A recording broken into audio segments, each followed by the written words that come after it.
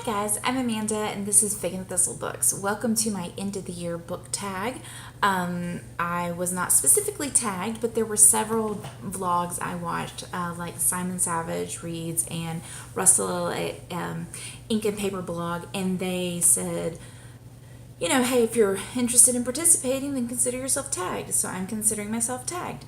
So let's see here. I just want to say that all the years that I've been watching BookTube, I've always been perplexed when a vlogger comes on and the first thing they say is, I'm sorry about the weird light, because I don't notice the light being weird most of the time. And now I get what they mean, because the light looks weird. Like I have a lamp here, and so it's like, oh, but I'm filming at night because I have small children. And today we all came home early because we have 3 inches of Georgia snow, and that's significant for Georgia.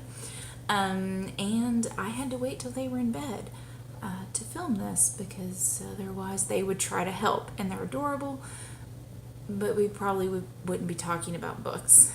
It'd probably be, I don't know, Digimon or Frozen or something like that. Anyways, so I will have weird light and shadows, and now I get it. Okay, so moving on to the questions, which I will write out down below, and I'll also link Simon and Russell's YouTube channels for you to check out. So what are some books that I started this year that I need to finish? Well, I have a couple in progress. One is Harry Potter and the Goblet of Fire, which I'm doing for my Harry Potter reread. And that book I have upstairs. It's on my nightstand. I read a few pages before I go to sleep. I definitely want to finish at least Goblet of Fire. Ideally, when I set this challenge, I was going to read all 7 by the end of the year, but I keep falling asleep when I go to bed instead of reading. So we'll see what happens, but definitely at least finishing Goblet of Fire. Next is Flavia de Luce, which I talked about in my December TBR. I'm almost done. I read for a bit last night before I was tired and fell asleep, but I'm hoping to knock this book out this weekend. And then lastly, Jane Steele by Lyndsey Faye. Now this book, I'm not sure if I started reading it in 2017 or if it was the tail end of 2016. But when I was reading it, I was enjoying it, but only kind of so-so. When I was reading it, I liked it while I was reading it, but I had a hard time picking it up. I don't know why. And I got the feeling that this was a case of right book, wrong time, and I wanted to really enjoy this experience, so I just put it to the side. So when I was in Texas, I was with Andy from Estella's Revenge, and we were in Half Price Books, and she picked that book up, and I was like, oh yeah, you would love that one. You should read it. And that was when I realized now is the time to read Jane Steele. So I've kind of forgotten a bit. It is, the plot is similar to Jane Eyre. It's based off of Jane Eyre, but Jane Steele is a serial killer, and she kills men who do horrible things to women. So I can get behind that. So yeah, I'm gonna read that. It'll either be towards the end of this year, or it might be my first book in January before I go back to work. I feel like it's something, once I get into it, I can just blow through pretty quick. Alright, so those are the ones I want to finish that I've already read at least some of it. Alright, question 2. Is there an autumn book that kind of transitions me into end of the year reading mode? And I wasn't sure if that meant like seasonal, like autumn to winter, or just like I tend to read these towards the end of the year. And then I thought, there really is a genre or a type of book that I like to read fall and winter, and that's classics. And I love my Victorians so much. And I've realized that every December I tend to pick up a Victorian novel of some sort. So I decided to go with another book you might recognize from my December TBR, Wilkie Collins' Jezebel's Daughter.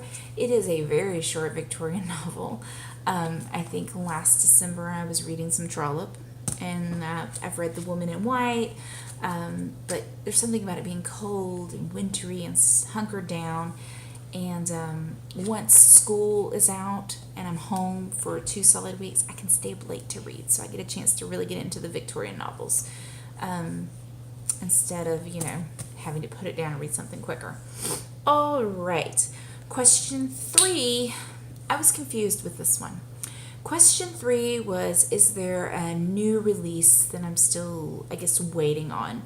And I watched a couple videos, and I didn't necessarily want to, parrot how they define the question.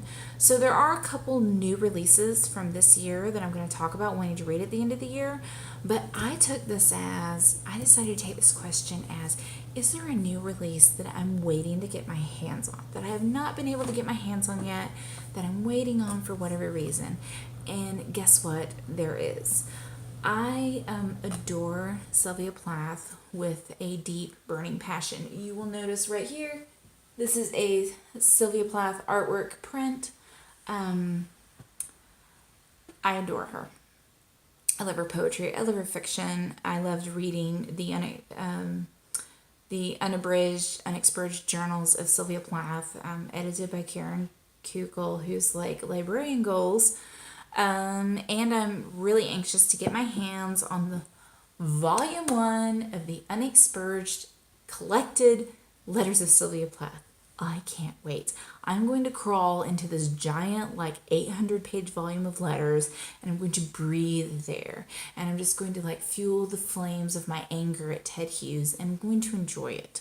So I don't have my hands on that. My library doesn't have it. My public library doesn't have it. I could try to interlibrary loan it, but I want to own it. So I'm hoping that Santa will bring me this book, and if not, then I'm hoping that, Santa will bring me some gift cards to get this book, because it's a little pricey, because it's huge. It's hardback. All right, so that's question 3. Question 4, 3 books that I want to end by, 3 books I want to read by the end of the year, not end by the read of the year.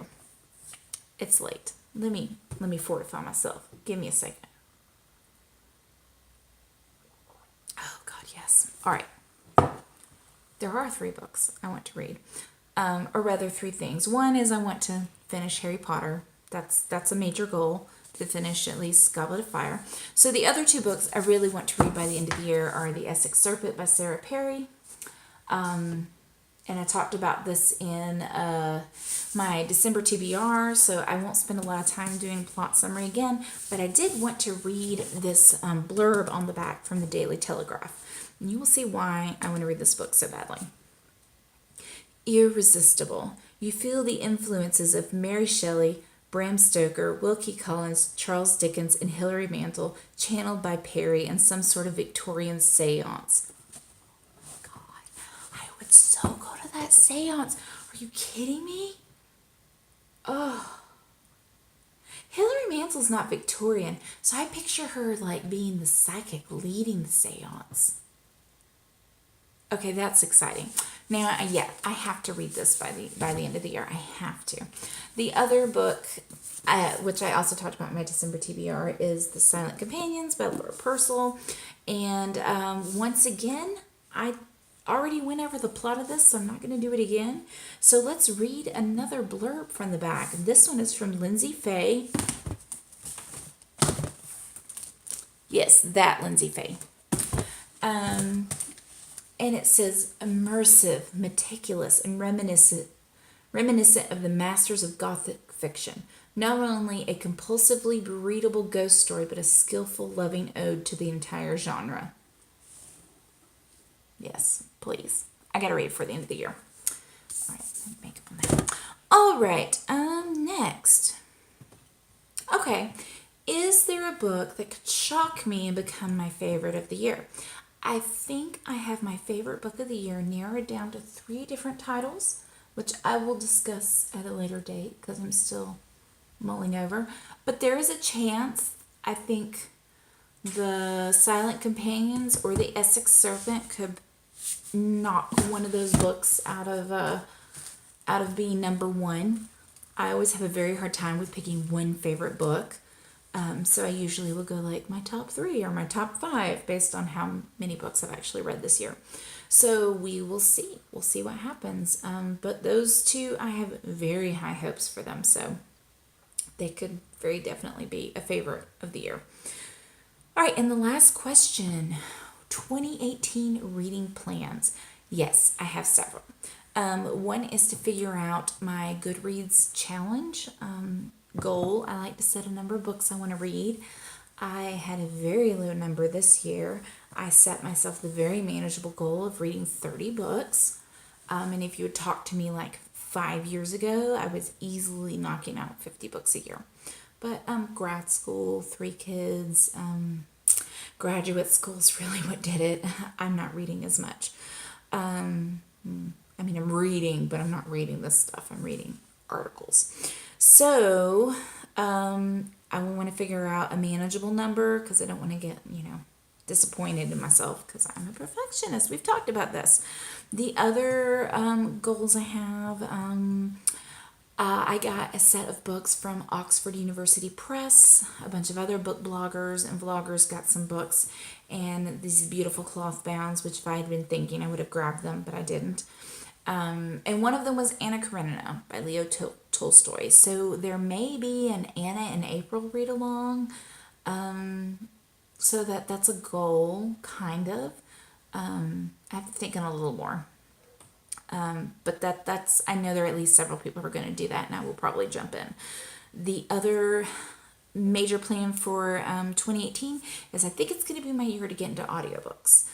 I have a horrible time getting into audiobooks. Basically 2 reasons. I don't have much of a commute. I live about 7 to 10 minutes away from my work, and so that's not time to get anywhere into an audiobook. And the way my job is, it used to be where I could listen to audiobooks while I was processing ILL requests, but now that I'm doing communications and marketing, I'm doing a lot more creative thinking and writing, and I'm not able to listen to audiobooks.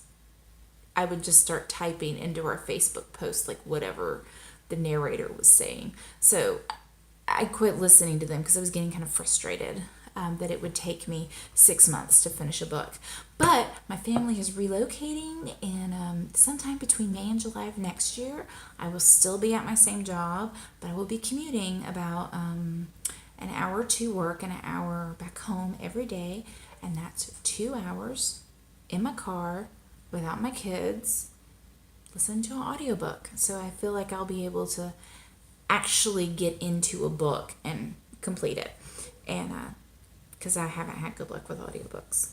Although I highly recommend The Little Stranger by Sarah Waters on audio.